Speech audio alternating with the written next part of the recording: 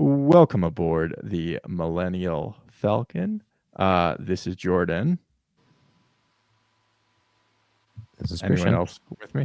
I'm This here is too. Frankie.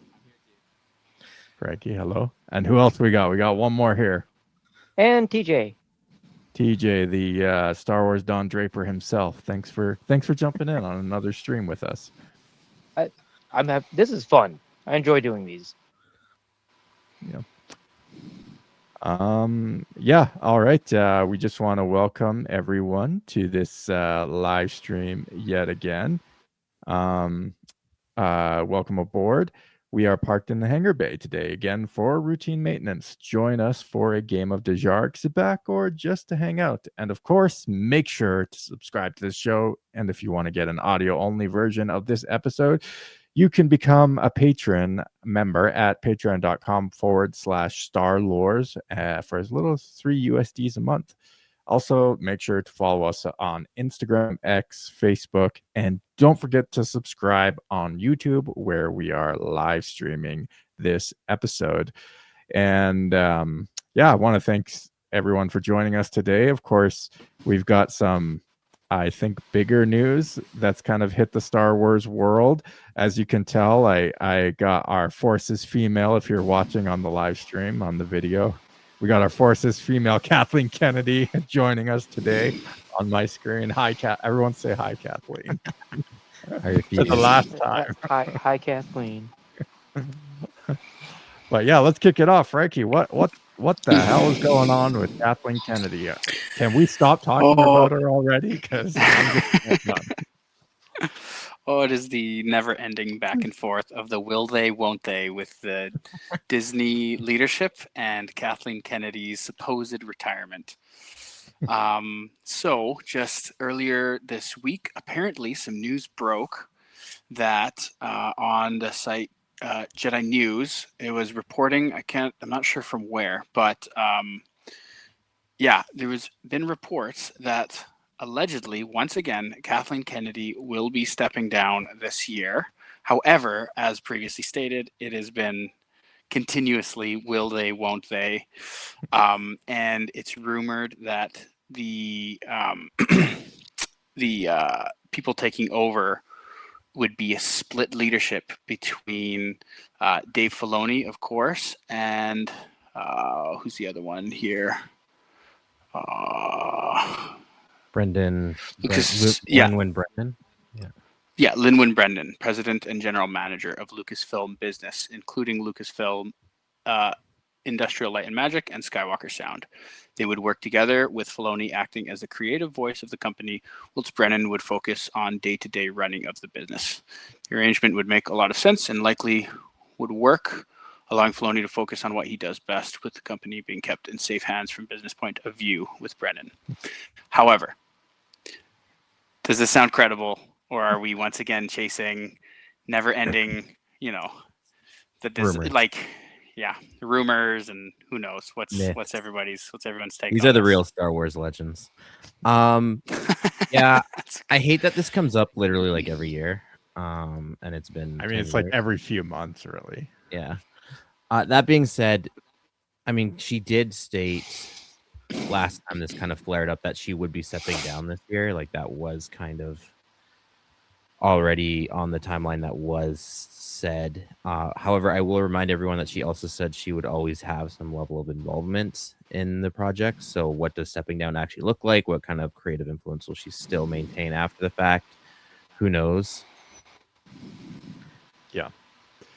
Yeah, I mean, it seems more for real this time. Like, as in, like, her role will be finished within the next 2 or 3 weeks, I guess. I don't, but again, it's kind of vague. But like, was there any official release or anything from Disney or Kennedy herself? I was trying to track any of that down, and I couldn't find anything like an official release or anything. It's basically been hearsay. However, I don't know if you guys are familiar with the YouTuber account Critical Drinker. He did a Yes. whole video on this, and it's not been the only time he's done. It's kind of same thing every time that these rumors flare up. He puts out a video as well, the same as us capitalizing on the gossip and hearsay. But kind of same thing. He's like, his take was along the same lines, where it's just this never ending will they, won't they, like just do it already, stop, like, and it almost seems like every time like she sees the uproar in the fan celebration, she's like, well, I'll stay on just to spite things, and just decides that she's, gonna stay on even longer just because nobody wants her to. Just to spite you. I don't know. Yeah, exactly. Here's the thing. The brand itself is already so damaged. Like, who cares? Like, no one's rushing to watch the next film. None of their big announcements have really caused any buzz. Even The Mandalorian and Grogu is starting to like burn out, which was their best shot at resurrecting Star Wars. So whether or not she leaves or goes in the next 12 months, like the damage is done. Yeah. Yeah. Now that being said, too, let's talk for a minute about the successors. Yeah, I wanted to bring that up. Yeah, so again, I don't know that this is necessarily should be celebrated as Star Wars' salvation. Filoni is kind of a mixed bag. He is not the Star Wars messiah. I mean, splitting between creative and business Blasphemy is an interesting move. I don't know either of those people well enough to say whether or not, like, is Filoni not that great of a businessman and they want him to focus his creative efforts? Is this Brennan guy like a really good businessman and he's gonna, I don't know, do something on the branding and marketing side to save things? I don't know this guy at all, but I know that Filoni is not probably not going to be able to save Star Wars. Yeah, I mean, I'm not super hyped about Filoni, to be honest, taking over. We'll just have to see. As we can see with your background. Filoni in a pussy hat.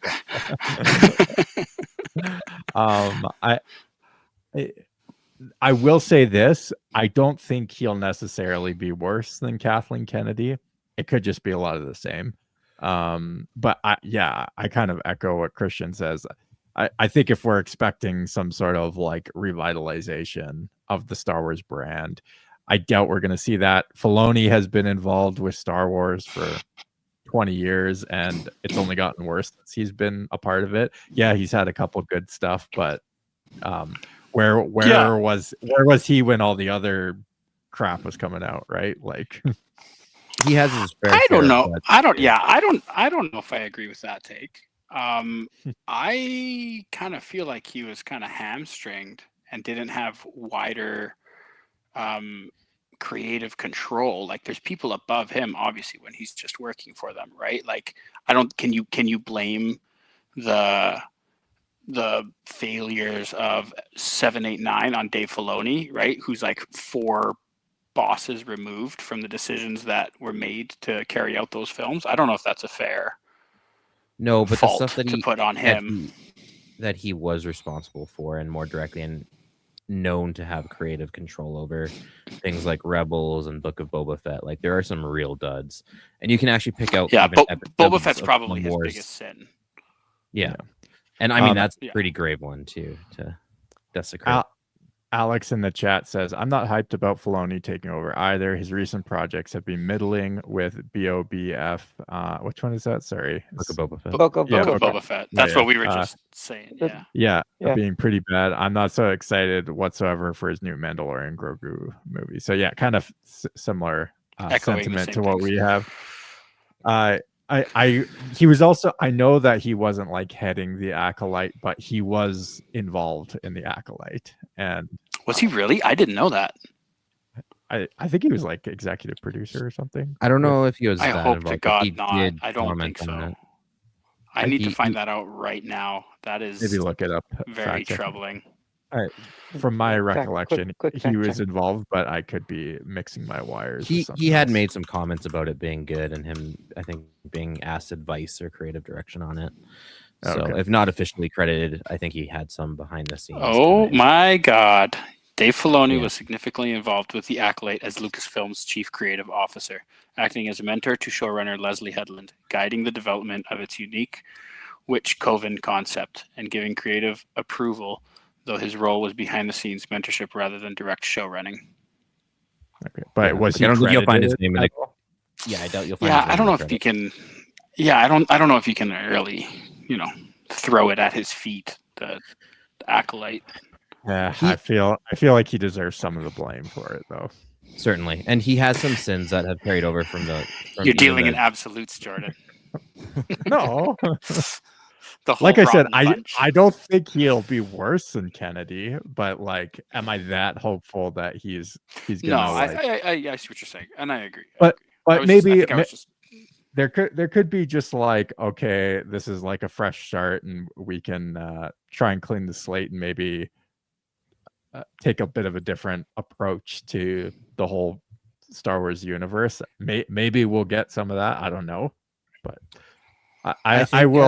I'll be open to it, but I'm not super hopeful. Yeah, he has a bunch of sins that have carried over even from the Lucas era, and I think Jon Favreau might have had more to do with the success of Filoni's involvements rather than Filoni taking credit for them. The other thing too, Jon Favreau was also pretty involved with the sequel trilogy, so I don't know. Sure. I'm not saying he would save it either. I'm just saying the wins aren't all him and the losses aren't all him either. But he has his. Each of them have their fair share of wins and losses, and a lot of losses at that. I'll also add, unless they do a crazy pivot, something like legendsing their current canon. Like at the end of the day, you're kind of like stuck on a Titanic. Like whatever stories you choose to write, they all end up in the same place. So it's hard to tell new story. And that's part of the problem with The Mandalorian is that, okay, it all ends up in the same garbage bin anyways at the end of it. So it's hard to get investment. It's hard to care. So unless you completely overwrite what's already been done, whoever the creative that takes over is always going to have this weight tied around their neck. Yeah. Alex in the chat says all roads lead to the First Order. Palpatine now returning. Indeed. TJ, what Kathleen? Say you? Kathleen Kennedy returning. Yeah. TJ, what say you about this debacle? I've got high hopes for Filoni. Okay. I know he knows the base criteria for the Star Wars universe, so I feel hopeful that he'll at least do a better job than Kathleen Kennedy was. Yeah. I mean, I feel like hopefully at the very least he'll kind of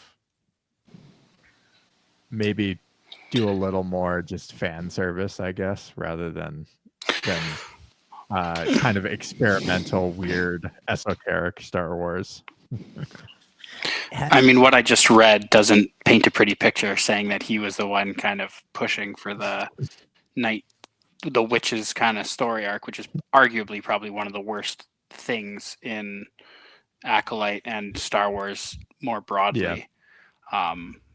But I mean, I agree actually with TJ.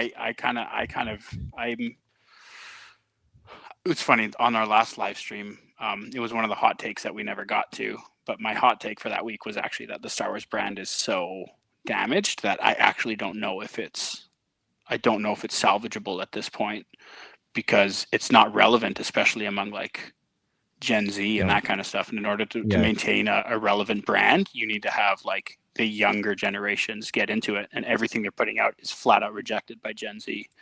So it almost doesn't matter who's at the helm, because they're on a board of a dying brand effectively, and they've killed it themselves. Yeah, and Gen Alpha too is starting to get into the age where they could be interested in Star Wars if someone marketed to them. This is interesting. Sorry. Go ahead. Yeah, no. I'm going to change topics, so keep on this. Well, your kids are kind of into Star Wars. You've kind of because I'm their father. Yeah.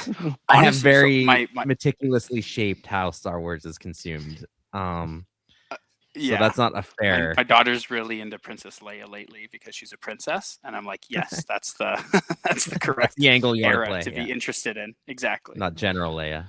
Oh, garbage. Demotion. They demoted her. So Yeah. gross. Yeah, there's two kind of other takes on this whole thing. Like, I know as a group we are all very Kathleen critical. There are some people who defend her and say that it's actually like Bob Iger and Bob Chapek that were the ones that were really pulling the strings behind the scenes. I do think that is a cope. I've heard that argument from some people. I don't agree. I certainly think they also, like, we're going now outside of just Lucasfilm and up to Disney as a whole. I think they carry some blame, certainly, and they also, like, Disney as a whole is a sinking ship, so they should own that. But I also don't think that exonerates Kathleen's involvement with any of this.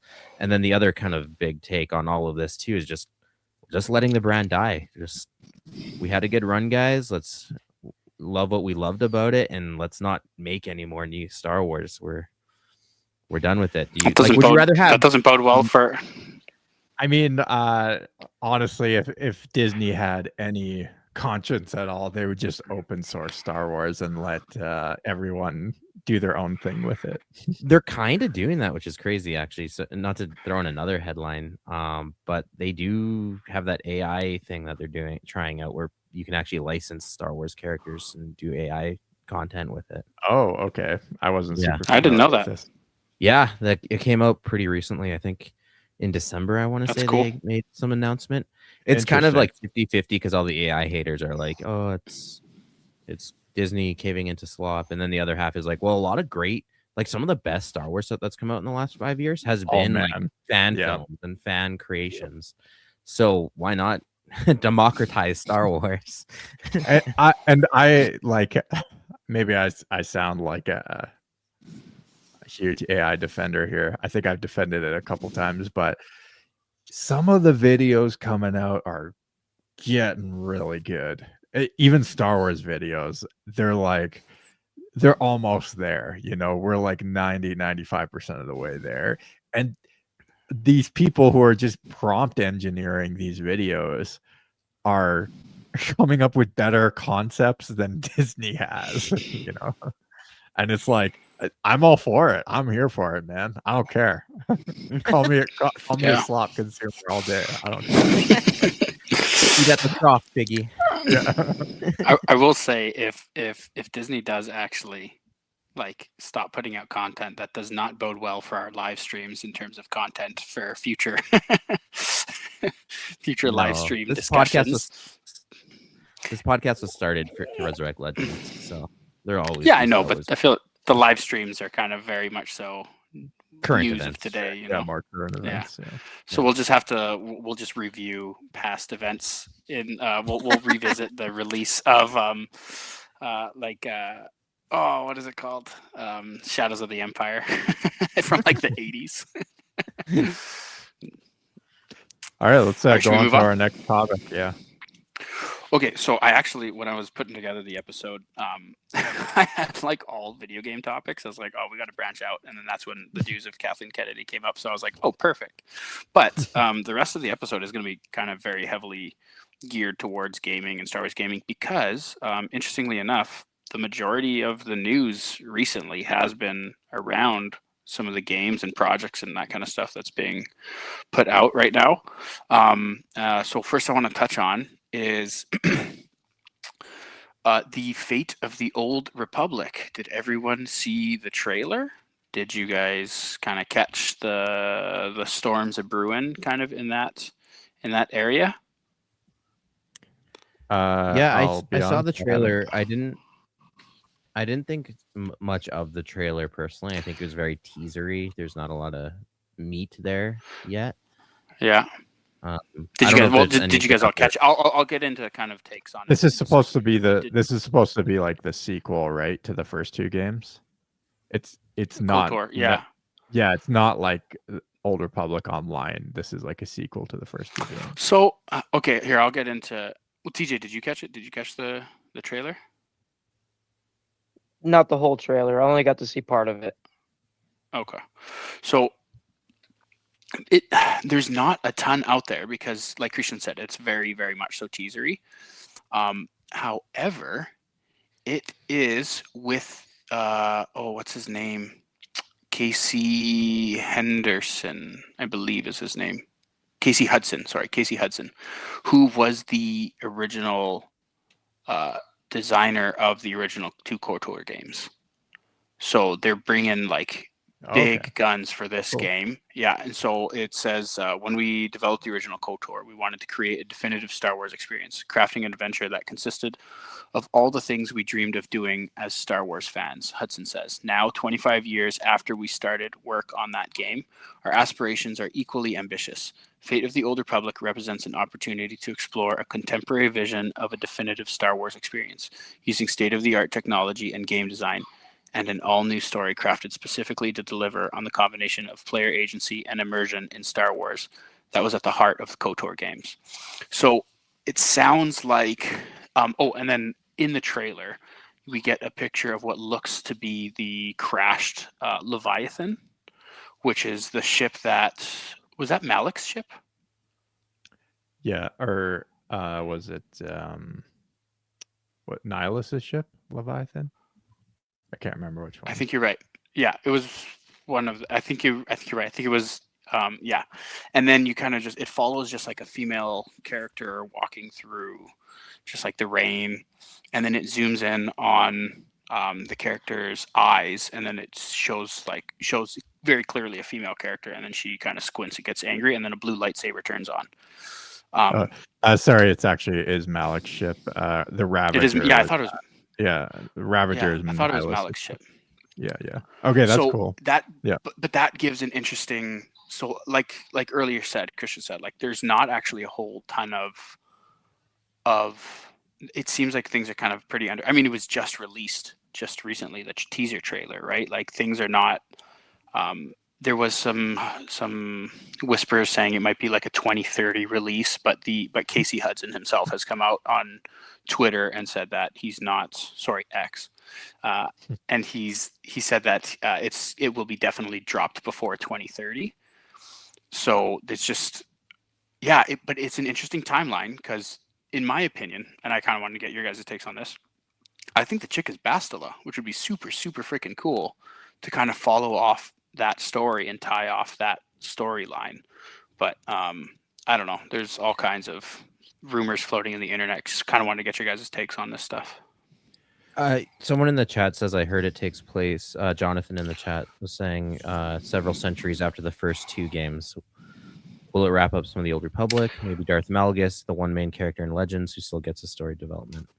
Yeah, and that's also the thing. A lot of us haven't been really up to date with Knights of the Old Republic online, where like Bastila has grandchildren that are named characters too. So could it be one of them? Could it be a descendant? Not necessarily Bastila herself, especially if this rumor is true, if it's hundreds of years after. But yeah, I think there's not a lot of meat to go off of, so it's hard to say. I do worry it's going to be, as most big games are these days, with the exception of Call of Duty and sports games. It's like going to be another GTA or Cyberpunk where it just gets delayed. Definite. Yeah, it definitely has a potential for that. Dude, I'm sorry, go ahead, TJ. Another possibility, depending on, again, what time it takes place at. It could be Mitra Surik, the Exile. Oh yeah. Yeah, it could be. I didn't see. I mean, she has white hair though, right? Like you could. Yeah, she's I think she's meant to be a blonde or a light brown. Yeah, Mitra Surik does almost have bleach blonde hair though. And she looked kind of more brunette from the images. Although again, it's not a whole. There's not a ton that you're seeing from Alex from in the chat says Bastila has a descendant from the Old Republic online named Satil Shan. So maybe it's one Yeah, of I haven't done any of the Astela's- online yeah, it's stuff. Astela's And descendants. Yeah, it'd be cool to I have- I should really watch. Have you played it? A little, but not. I haven't gotten very far, and I've been doing all dark side, so Fair. As one should. I wouldn't have met Satil in the game yet. Man, I should do it, and maybe I'll come out with a game review of it. That's so much time. Yeah. I'm in school. That's brutal. In 5 years. Yeah. No, I'm actually excited about this because of the creative engine supporting the game. Basically, it sounds like he's kind of like wanting, from the kind of the quote that I read from the one interview. It sounds like he's excited to return to Star Wars RPGs, but with like current graphics, technology, engines, that kind of stuff. Would be like, just imagine if KOTOR was dropped with today's technology, like that'd be like a game of the year level material. So what, and then not just that. So Casey Hudson, I don't know if you guys played the Mass Effect series either. Christian, I know you were really big into that when you in high school. He's responsible for, he wrote the Mass Effect games. Yeah. I mean, Mass So, Effect like- does it's like the same engine and stuff as KOTOR was. So, and same with Dragon Age. It was like Right, but the stories is what I'm talking about, man. Like, I would be excited for a new RPG Star Wars story that's actually good, and feels separate from the very current. I do wonder. Of Star Wars. Do you think they'd go away from like a turn-based RPG like the first two KOTORs, and would it be more? Oh God, I real-time hope not. Yeah, I don't know. I love that. I feel like, turn-based. are there any other than JRPGs? Are there any like modern turn-based games? Like, I don't really play much. There's a few games I play, and that's it. So I don't really go outside what I normally play. There's been like turn-based tactical shooters, but this game would definitely not be that. Yeah, I don't know. There's not enough. It does say that, I'm just looking it up on Wikipedia here, that they want to create a similar narrative focus and decision-based role-playing game. Okay. So whatever that looks like. So maybe more immersive in the story, but the KOTOR was already pretty immersive. Yeah, in the story. and Dragon Age got a little bit experimental with some of that turn-based stuff. Alex in the chat says Baldur's Gate 3 was turn-based too. So oh yeah, okay, yeah. Oh yeah. But all that being said, there's just not a lot of information on it. There's no gameplay footage, obviously. There's nothing, and we still are sitting on things like what was that Star Wars Eclipse that was announced like 5 years ago? Yeah. Similar, super cinematic trailer, but nothing of substance in like so long. So I'm just like the movies. I'm gonna err on the side of sure, I'll check it out if it comes out, but let's get it out first. Yeah, I'm excited about it. I'm hopeful, especially if the same people who are involved in the first two. It should be okay. I'm so cautiously optimistic about it because my poor little heart cannot take another like disappointment Star Wars flop in the last 10 years. But I'm genuinely excited about it. I'm optimistic. I will play it, and I'm like that genuinely, if we're all hyped up for this and we get another Outlaws, that would be just devastating. I mean, maybe Outlaws wasn't great, but Star Wars games haven't been terrible. Like there've been a lot of solid ones. So actually, that was one of the topics I was gonna. I took out so much content that we're covering anyways. It's so funny. Okay, let's move it. Let's segue into our next game too on this one here. So kind of along those same lines. So another trailer that dropped. This was on during the IGN Awards, one of the video game awards. I can't remember. Mm-hmm. Sorry. Anyways, it's but there's another trailer for another video game coming out. This one seems to be coming out sooner. I did not get the release date for it. Oh yeah, I do. I got it here. So Star Wars Galactic Racers. So Stars Galactic Racers is a new high-stakes runs-based racing game set in the lawless Outer Rim after the Empire's fall, featuring underground syndicate-sponsored races, customizable Repulso craft, and a story where you play as Shade, a racer seeking glory and revenge, with a planned 2026 release for PS5, Xbox Series X and S, and PC. Developed by Fuse Games, some of their titles are Veterans of Burnout and Need for Speed. It promises intense rivalries, strategic PvP, and varied circuits with environmental hazards like toxic acid rivers on planets like Sentinel-1, emphasizing skill and tactics over the Force. Did any of you guys play Pod Racers? I have. It's just called Episode 1 Racer, but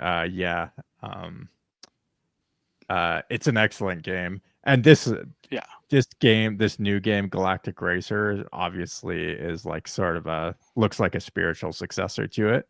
Although it sounds like there's going to be a lot more gameplay features than you got in Racers, and like a more immersive story. I think this looks cool. I'm excited for like an updated Star Wars Racers. That was such a good racing game. Conceptually very cool. Christian?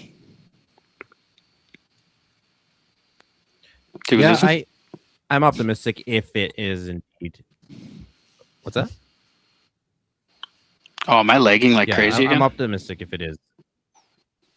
A little bit, but that's fine. If it's anything like Episode 1 Racer, definitely excited. We'll play it. It's interesting that they got people from Need for Speed working on it, because those are pretty decent racing games too. So they might have some more customizability than Racer had. So it could be interesting. I'm definitely optimistic. And do they say it's going to release in 26? Yeah, that's what they're saying. Yeah. So I'm a little bit, the one thing I will say is I'm always skeptical when you don't see gameplay footage, and all these trailers are just cinematic based trailers. So until I see some actual gameplay footage, I'm going to reserve final judgment. That being said, there is a little bit of game. No, I disagree. There's a little bit of game. Did you watch a trailer? There's a little bit of gameplay footage. It's sporadic, but it's there. Skip through it. Yeah. It looks like Episode 1 Racer, like the actual gameplay. Yeah. And I see that Doug, I don't know if it's supposed to be Sebulba or not, or another Doug at the end of the trailer too. I think it's supposed to be a date that's closer to release, so at least you can optimistic that it actually comes out. But yeah, we'll see. I definitely would play it and maybe do a review on it as well. So personally, I love the idea of it, because like you guys, like Racers was like so fun when we were kids. I hate the timeline. It looks like they're putting the timeline kind of fall of the Empire, and anything to do with that, man. Like it's in the Disney era of Star Wars, and that I want nothing to do with.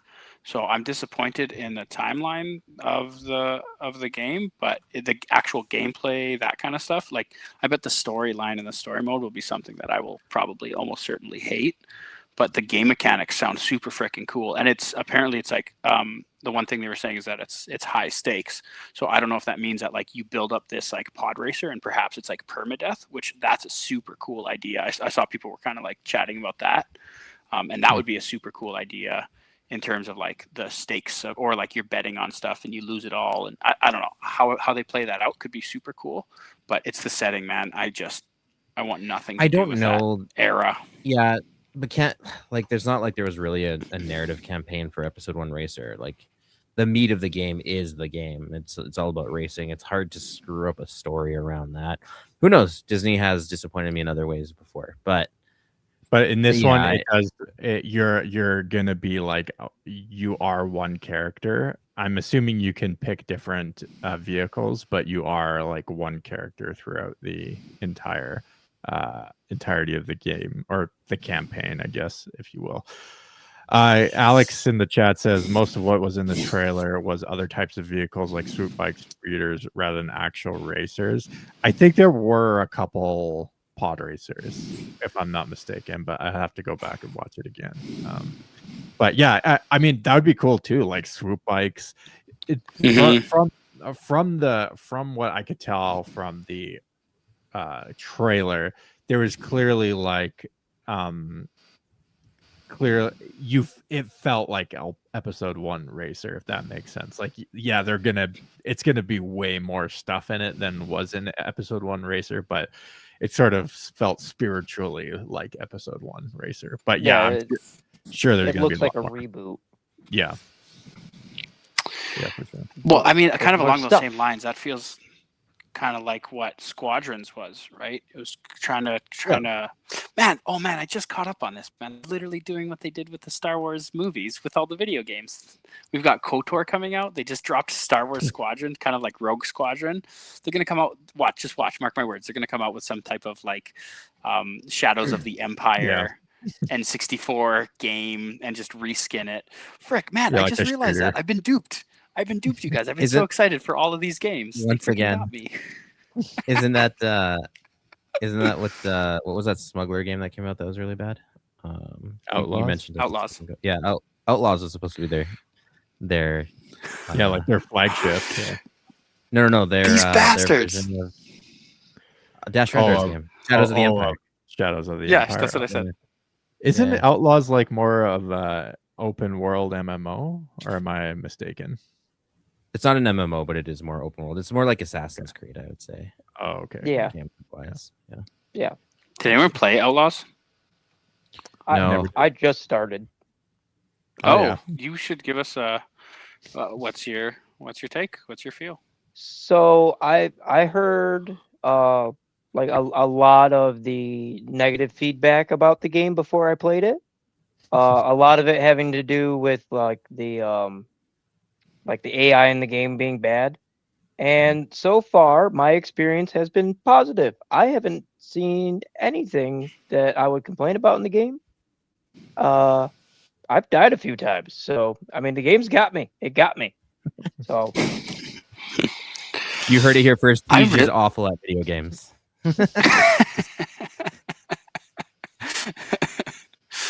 I think I managed to do like one cool thing during my last play, and I did take a clip. I will post the clip in the Discord. Sweet. Perfect. Yeah. So yeah, that's kind of what I got in terms of the news on it. I don't know. I'm excited for racers. I'm kind of pissed off now that live on the live stream, I discovered that they're just reskinning all of our old childhood games and nostalgia baiting us. But I don't know. We'll see. Maybe that sours my take on the game. I'm willing to try it. It sounds cool. I disagree with that. I want them to reskin all my favorite games because I want to play those games again. Like I will eating pay the them slop, money. little piggy. Actually, that's true. I agree. When there's the talks of that KOTOR reskin, I was like, hell yeah, I'm all about those like past game reskins with modern graphics. Like you guys, if it's not broken, eating the machine. I know, Christian, you're just putting makeup on the pigs, but they're beautiful pigs. All right, should we get into you got a hot take there? I have a somewhat warm take. We'll put it that way. It's less of a hot take this week, more of just an interesting discussion piece. When I was going through, because I actually have a fan theory for this week, so we'll kind of dive into that as the bulk of things. But I just had an interesting discussion piece. So when I was a kid, I remember talking with my brothers about why Darth Vader wore a suit. And I remember kind of like the narrative that was floating around, and at least the answers that they told me and talked about and stuff, was that he fell, quote unquote, fell into a volcano. And growing up, that was always kind of the agreed upon lore. So hang on. So the thing that I'm trying to figure out is where the heck did that come from? because this would have been years before Return of the Sith came out, and I remember talking with friends at school as well. So we're talking about like this is like, I don't know, 99 or something. Like this is before even episode 1. So was there like a book that I missed as a kid talking about Vader's burns and why he's in the suit? And it was just kind of like agreed upon lore that everybody knew Vader wore the suit because he fell into, quote unquote, fell into a volcano, which So like you said is true. It's like a Mandela effect or something. Like it was already in the. Everyone remembered it, but they don't remember where they remembered it from. Yeah, like did you remember that as the agreed upon reasoning for the suit as a kid? I don't know.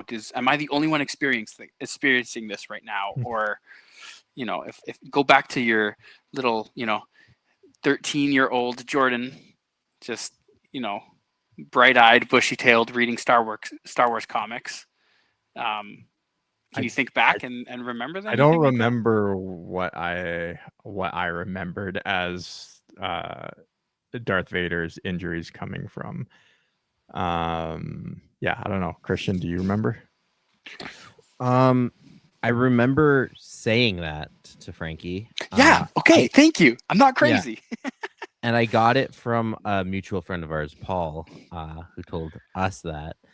I did some cursory Googling here, and it seems that it was mentioned in I don't remember if it was like an essential guide or one of those like source books. I was wondering that if it was like an essential guide to characters, which was one of a kind of popular book in the 90s, and maybe on the Darth Vader page. Yeah, and I don't know that for certain. Yeah. I'm going off of memories here. But yeah, it was always kind of actually a weird thing I had thought about. I'm like, how did we know that before episode 1? Like that seemed very specific. Yeah. And then actually I have another weird memory too, where I had thought that Darth Vader was involved in some kind of TIE fighter accident. And I remember seeing a cover of a Star Wars book once with a crashed TIE fighter and this like injured human form, kind of like a silhouette walking forward out of it. I don't know what novel that was, but it seems it's like an image. Christian. It's an image burned in my brain. I don't know if the CIA put it there or if I did it myself or what. I'm not sure if it was a book or a comic, but I know there's a story involving Vader and Palpatine going on like a secret mission, and they get shot down and crash on a planet. It could be from that. It might be. It's just this image burned in my mind, and I haven't been able to find where it came from. Anyway, that's so interesting. In a dream. If someone knows where that is, track it down for us and send it over. Yeah, let me know. And also, if anybody remembers hearing or knowing that Vader, quote unquote, fell into a volcano before. When did episode 1 release? 99 or 2000? Yeah, but Revenge of the Sith was 05, I think, or 04. Right, but what I'm saying is like I was like 6, and I knew this as like the story of how Vader. It was definitely because it was like pre episode 1. Yeah. So, like I said, I remember saying. Yeah, if anybody in the chat also shares that memory, that would be wonderful to be vindicated on, which Christian already did, so that's great. Okay, and the last thing I want to talk about is fan theories. I'm bringing back Reddit fan theories. Oh yeah, just because I think some of these are actually cool, and I think I'm going to be looking for more of these to kind of discuss for future live streams. But so this one, and then I kind of got a segue after that we'll go into. But so this Reddit fan theory is Vader didn't think that he could stay in the light for long, and that his old pain and fear would come back. So in his last moment of clarity, he decided to die in the embrace of his child, removing his mask and telling Luke that it was not, basically lying to Luke, saying that it was too late to save him. So he chose effectively to die instead of turning back to the dark. What's y'all's takes? I mean, that's kind of esoteric. I think it's an interesting take. I think it is kind of anti-redemption in the sense of like, okay, so even Vader doesn't think he could have been truly saved because he would just go back to his old self. So I don't necessarily like it in that regard because the whole point of it is supposed to be a redemption story. That being said, is it more like a realistic take, like a gritty 1990s version of Darth Vader? Maybe, yeah. I don't hate it for sure. It's an interesting take. It wouldn't matter because he'd die right after anyways. So whatever his last thoughts were would be irrelevant. But I think it would undermine the point of the main story. Teach you.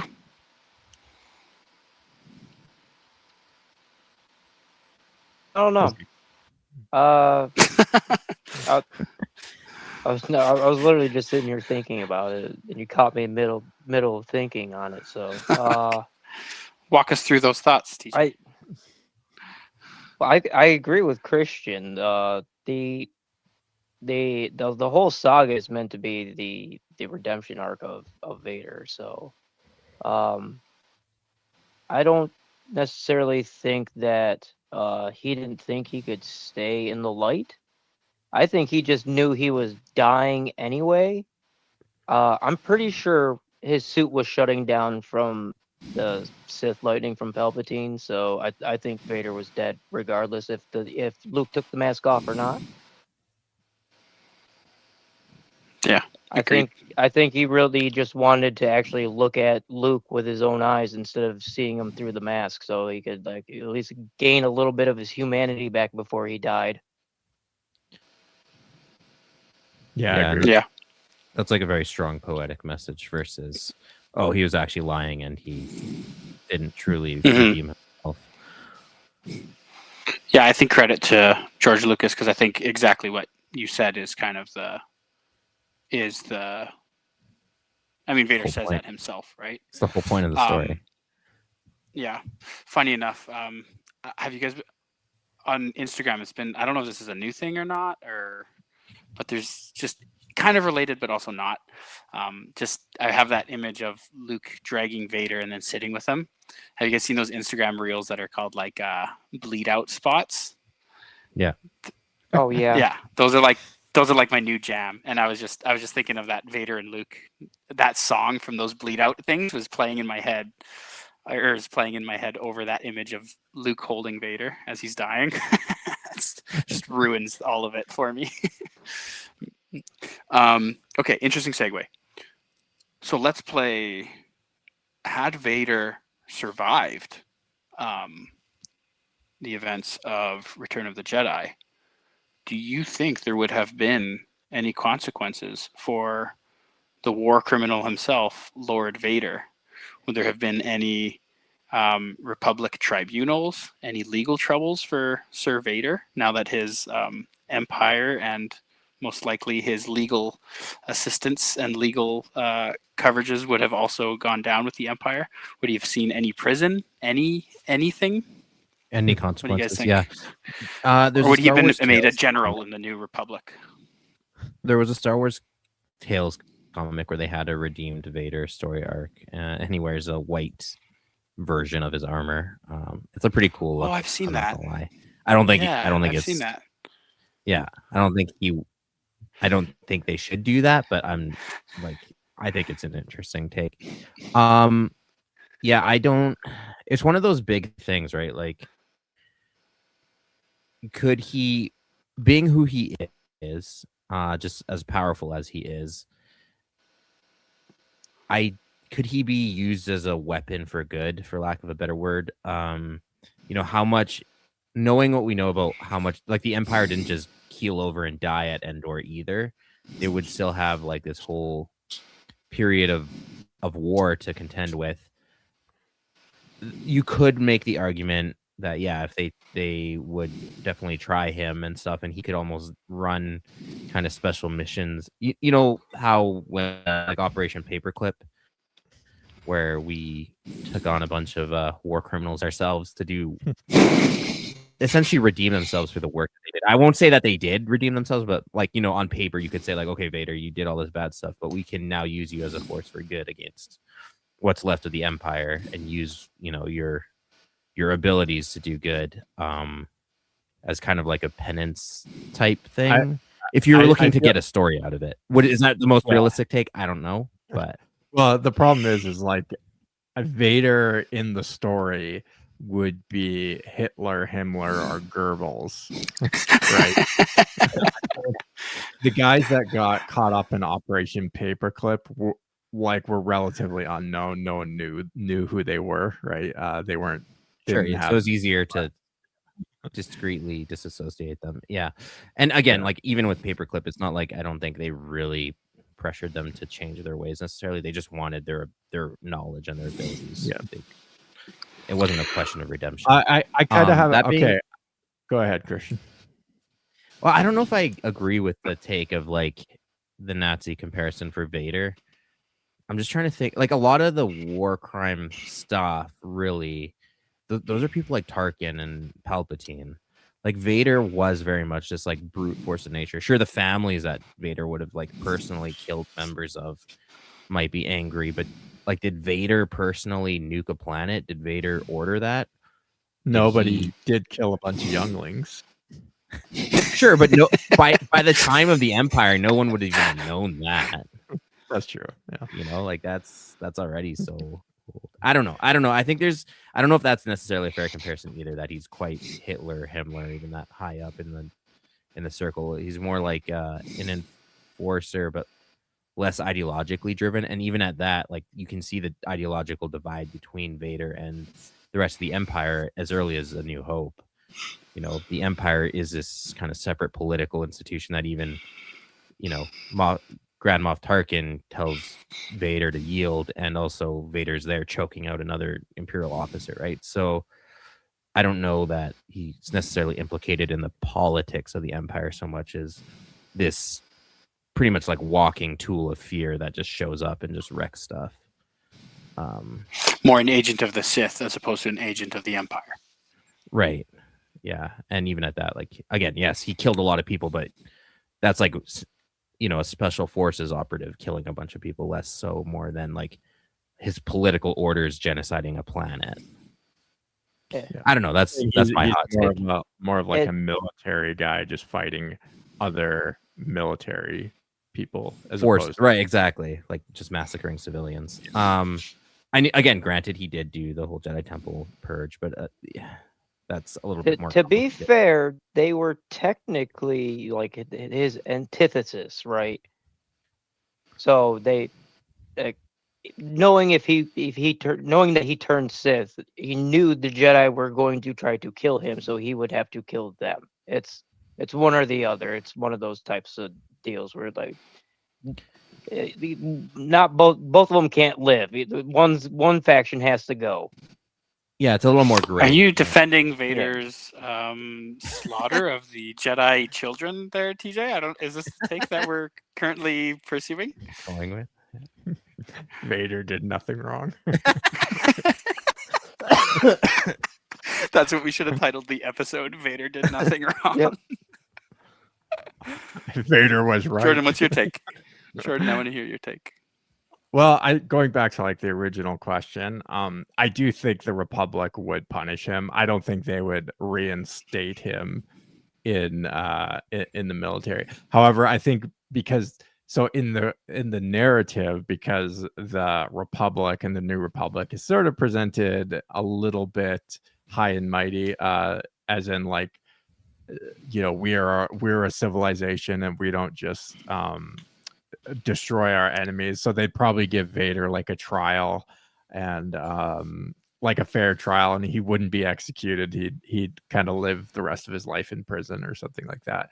That's how I think they would freeze him in carbonite, and maybe that's how he would spend the rest of his life. But yeah, I do agree. I do agree he'd be taking a trial. Yeah. I think that in the real world, if Star Wars was a little more realistic, Darth Vader would get the Muammar Gaddafi treatment. By a bunch of Ewoks. Yeah, exactly. Or like by a bunch of Wookiees. Yeah, he'd be thrown to Kashyyyk, and that would. He's too powerful, though. So this is why. This is my thought, man. It's like you've got the most powerful, you know, Force being, like, what is the Republic going to do to him? Are they going to try and put him in handcuffs, like, without his compliance? Like, Yeah, he goes but he off can and also does his submit own himself. thing. He can submit That's what I'm himself for saying. punishment That's too, what I'm though. saying. It would require his submission to You know, the Republic's quote unquote authority. To be to be fair, also there is, I mean, real life can be just as crazy as fiction in some cases. This kind of reminds me of a story of an African warlord. His name was General Butt Naked, and Oh yeah. he did a lot Yeah, of yeah. horrific stuff. A lot of like the child soldier stuff. Like there's a lot of horrific stuff involved in all that. And he ended up becoming a Christian and a pastor, and he actually submitted himself to the government. He's like, dude, I deserve to be executed. Like, if whatever you guys decide, I willfully submit myself to whatever punishment you think I deserve. Oftentimes you'll see people who are on like death row and stuff convert to Christianity and stuff, and everyone always questions whether or not they're doing it for like sympathy or to avoid punishment or something like that. But in this guy's case, it seemed to be a very genuine conversion, because he's like, yeah, I deserve to die for all the horrible stuff I did. Now, granted, this was a few years ago, so I haven't really kept up with his story. I don't know where he's at now, but it seems that he was, I don't know if he received some kind of pardon or something, but at the end of the day, he just became like a pastor, and worked in a town, last I heard. Now, granted, again, this was a number of years ago. I don't know if anything has changed since then, but who knows, right? Like, again, kind of going back to my first example, like, could the Republic make him work his redemption? Could the Republic use such a powerful person? And the other interesting aspect would be, could Luke's Jedi Order step in? Which That's what I was thinking. This story has happened in Legends continuity, where the Jedi Order does step in to shelter or shield a Jedi being accused by the Republic of one crime or another, and it creates this like political drama of like, does the Jedi have the authority to do that?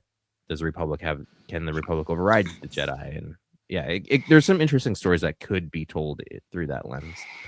Real quick, Alex in the chat says, I don't know if I can see a way for Vader to be redeemed in the public's view.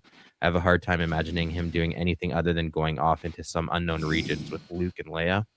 It was very known who Vader was in Legends, no? Like the point where it harshly affected Leia's political career. Yeah, and that did occur too, where once it came out that, like, Leia is Vader's daughter, how does that affect other characters too, right? Like, can you trust Luke Skywalker as head of the Jedi Order if his dad was, in Jordan's, estimation, Hitler? Again, I don't necessarily agree with that take. Sure. Palpatine. I don't is Hitler, Sure.